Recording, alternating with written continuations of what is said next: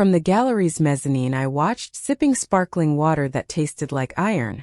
Below me Lisa, my mother-in-law, gestured wildly at an abstract painting worth $5,400.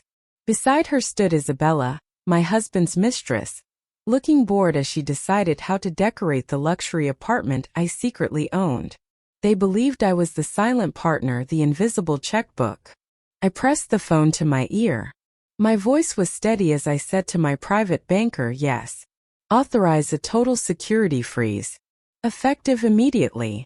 I tapped confirm without blinking. The transaction wasn't just declined. It was terminated. Before we watch their entire fake lifestyle crumble, let me know where you're listening from in a comment below. I'd love to see how far this story reaches. To the outside world, I was Victoria, the introverted wife who preferred sketching in the corner while her charismatic husband worked the room. They saw me as the accessory, the quiet shadow behind Brandon's shining light. But shadows are where the real work happens. Shadows are where the blueprints are drawn. The reality was a structural load calculation they never bothered to check. I was not just the wife. I was the architect, music the builder, and the bank. I owned a massive luxury development firm that reshaped the Miami skyline. But I let Brandon play the role of brand ambassador. I gave him the title because he needed the applause and I needed the silence to work. I let him wear the bespoke suits, let him cut the ribbons, while I sat in the server room of my own life, managing the infrastructure that kept them all standing. Scrolling through the transfer history on my phone, I saw it was a hemorrhage of capital. $18,000 a month was deposited into Brandon's account as a stipend to soothe his ego. $12,000 annually paid for Lisa's country club membership, so she could brag about her old money status to women who actually had it. The mortgage on the villa, the lease on the cars, the insurance premiums for 5 years I paid for the stage they performed on. Every time I signed a check, I asked myself the same question. Why? Why did a woman who could negotiate multi-million-dollar land deals stay with a man who could not even pay his own phone bill? Why did I endure Lisa's sneer about my lack of pedigree, while I funded her entire existence? It was not because I was weak. It was the provider's curse. I was addicted to being the solution. I had convinced myself that if I was indispensable, I was safe. I treated love like a construction project. If I just poured enough concrete, if I reinforced the steel, if I paid for every luxury, I could build a structure that would not collapse. I thought I was buying loyalty. I thought my competence was the only currency I had that was worth anything. I did not believe I could be loved just for being Victoria. I had to be Victoria the fixer. A Victoria the bank. But looking at Isabella across the gallery, smugly pointing at a painting she expected me to buy, the equation finally balanced. I had not built a family. I had subsidized a colony of parasites. They did not love me. They loved the lifestyle I provided. They loved the shade my shadow offered. I closed my banking app. The realization wasn't painful anymore. It was just data. And the data showed a bad investment. I had spent 5 years trying to buy a home, but I had only purchased a hostage situation. It was time to stop the payments. It was time to condemn the building. Instantly, the scene in the gallery shifted. Lisa marched to the counter, tapping the platinum card against the glass with the confidence of someone who had never heard the word no. "Wrap it up," she commanded the sales associate, "and send it to the address on file. Isabella needs it by Friday." Isabella smirked, running a hand over the frame as if she already owned it. From above, I watched as the associate swiped the card. There was a pause, then the polite, confused frown. "I am sorry, ma'am," the associate said, her voice hushed but audible in the quiet room. "This card has been declined." Lisa let out a sharp, incredulous laugh. "Do not be ridiculous. Run it again. It is a platinum card." She shoved it back across the counter. The associate obeyed. Swipe. Pause. Decline. "It is showing a security hold. Ma'am, reported as lost or stolen." The color drained from Lisa's face, replaced instantly by a flush of furious red. "Stolen? That is my card. I am an authorized user. Call the bank immediately. She started digging through her purse for her phone, muttering about incompetence. Isabella stepped back, crossing her arms, her bored expression hardening into annoyance. Seriously, Lisa, you said this was taken care of. My phone buzzed in my hand. It was a text from Brandon. Mom says the card isn't working. She's at the gallery with a friend. Fix it now. It's embarrassing. I looked at the message. A friend. He could not even type her name. He still thought I was the fixer. He thought I was the IT department for his life, just waiting on standby to reboot his reality. I typed my reply slowly, savoring every letter. It's not a glitch, Brandon. It's a foreclosure. I hit send and looked back down. Lisa was now screaming at the manager, waving the useless piece of plastic like a weapon. Security was moving in, polite but firm. It was the parasite's delusion in real time. She was not angry because she was embarrassed. She was angry because she truly believed that money was hers. In her mind, I was just the steward of her wealth. A vault she had the combination to. She could not comprehend that the vault had a lock she did not own. I did not wait for them to be escorted out. I turned and walked toward the exit, the heels of my boots clicking a sharp rhythm on the polished floor. I left them there, arguing with a security guard who did not care about their pedigree, surrounded by art they could not afford, and a reality they were just beginning to understand. The decline wasn't just financial, it was existential. The housewarming party was already in full swing when I arrived. It was in the penthouse of a new high-rise overlooking Biscayne Bay, the crown jewel of a development my company had finished 3 months ago. Brandon had rented it for Isabella using the marketing budget, claiming it was a showroom for potential clients. From the hallway, I could hear the music and the laughter. I did not knock. I used my master key. The door swung open and the noise inside faltered. Brandon was standing near the kitchen island holding a glass of champagne, his arm around Isabella. She was wearing a white dress, looking every bit the lady of the manor. When they saw me, Brandon's face went from smug to furious in a heartbeat. Victoria, he snapped, marching over. What are you doing here? This is a private event. And where's my card? I've been trying to reach you all day. You're embarrassing me. I did not answer. Instead, I stepped aside to reveal the 2 men standing behind me. My lawyer, sharp and silent, and a uniformed sheriff's deputy. The room went dead silent. The guests, mostly Brandon's friends who enjoyed the open bar I paid for, set down their drinks. Mr. Brandon, the deputy said, stepping forward. We are here to serve an eviction notice for unauthorized occupancy. Eviction? Brandon laughed, a nervous high-pitched sound.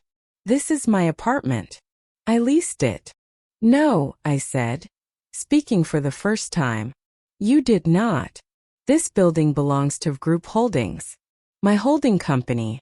There is no lease on file for you or Isabella. You are squatters. Isabella gasped, looking around the room as if the walls might suddenly collapse. Brandon, you said you bought this place. I handle the marketing, Brandon stammered, looking at me with wild eyes. Victoria, stop this. You can't just kick me out. We're married. This is marital property. My lawyer stepped in, handing Brandon a document. Actually, sir, this property is owned by a commercial entity established prior to your marriage.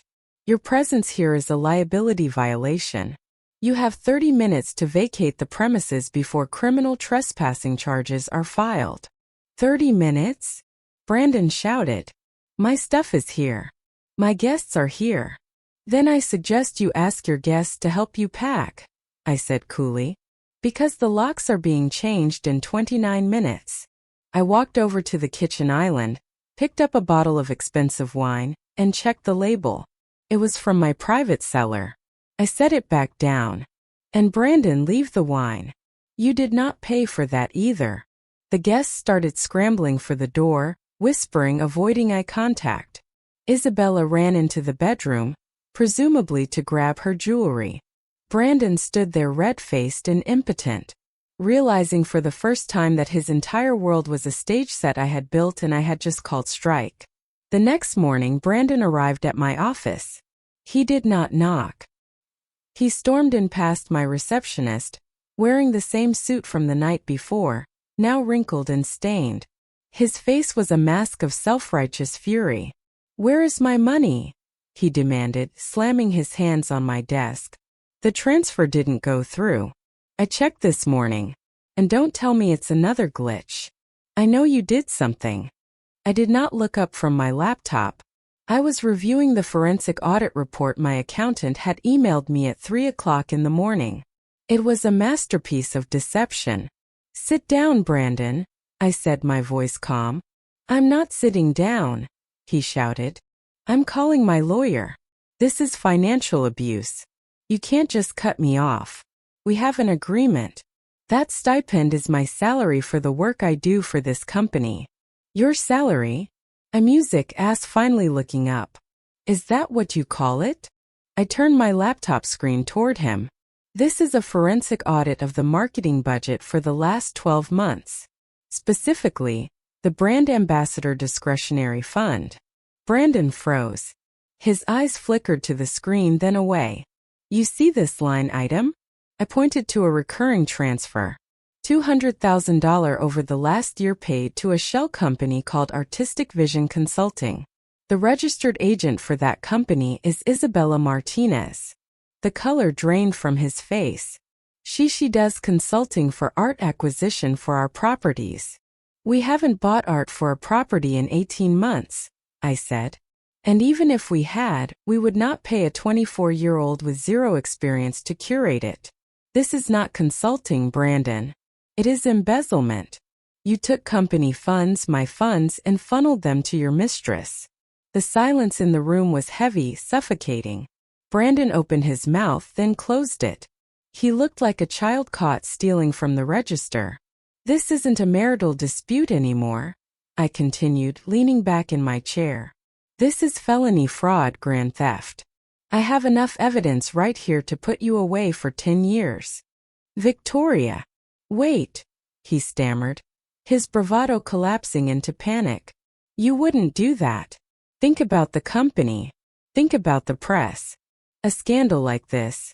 "The scandal is already contained," I said. "I've drafted a press release announcing your resignation due to personal health reasons. And I've drafted this." I slid a thick document across the desk. "Divorce papers. Uncontested. You waive all claims to spousal support, property, and company equity." He stared at the papers. "And if I don't sign? Then I call the district attorney," I said simply. "And instead of a severance check, you get an indictment." "Severance?" he asked, a flicker of greed lighting up his eyes, even in the face of ruin.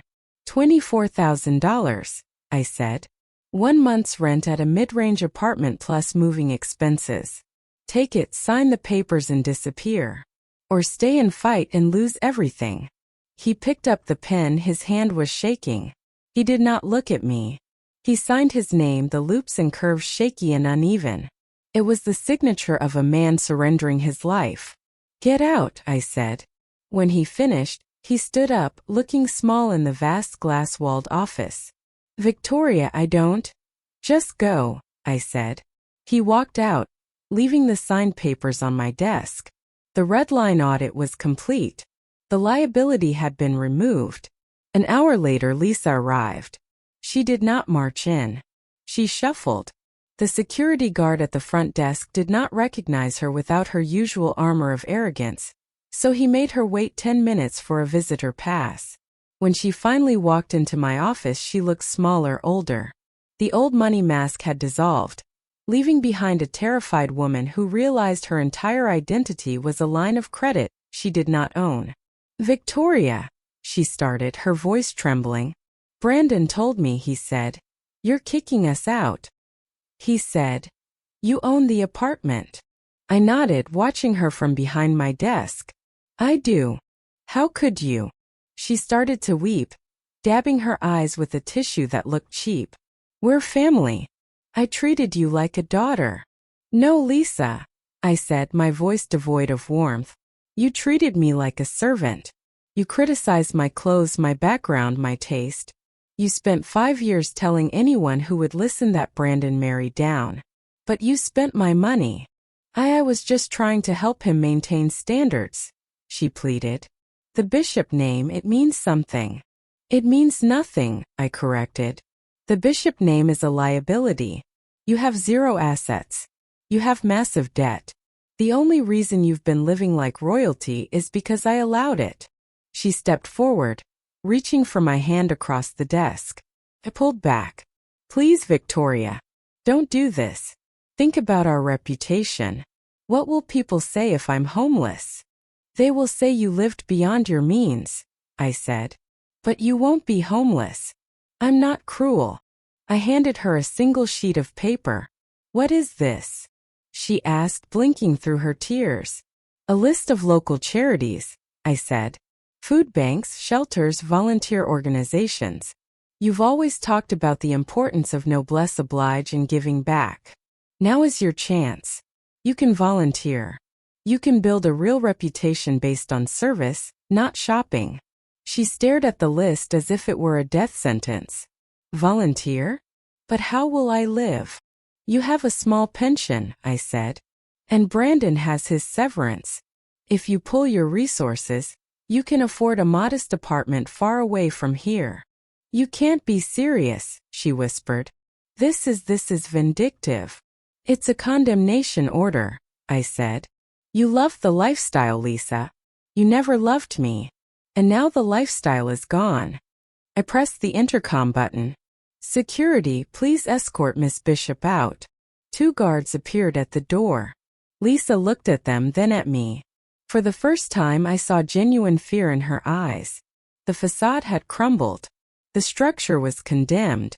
She turned and walked out, clutching her list of charities, leaving the silence of victory in her wake.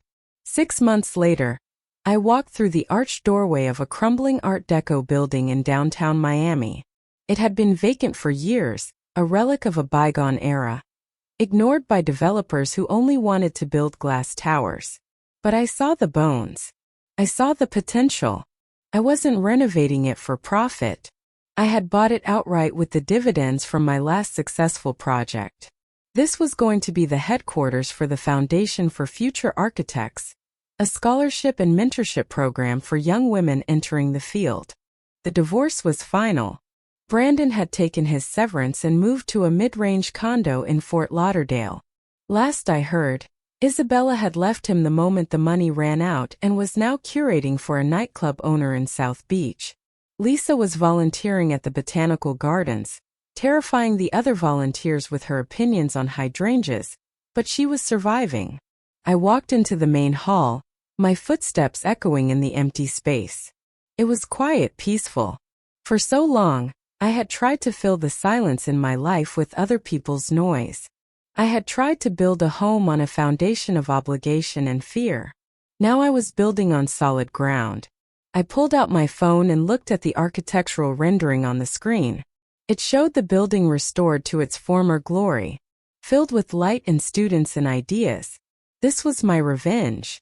Not the destruction of my ex-husband, but the construction of a legacy that had nothing to do with him.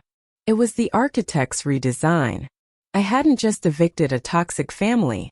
I had cleared the site to build something beautiful. I had stopped being the silent provider for people who drained me and started investing in people who would build the future. I put my phone away and took a deep breath, smelling the dust and the history and the promise of construction. The old blueprint was gone. The new one was just beginning. And this time I was the only name on the title. If you've ever had to rebuild your life from the ground up, or if you're in the middle of a demolition right now, share this story. Let's remind the world that sometimes the best revenge is a new blueprint. Subscribe for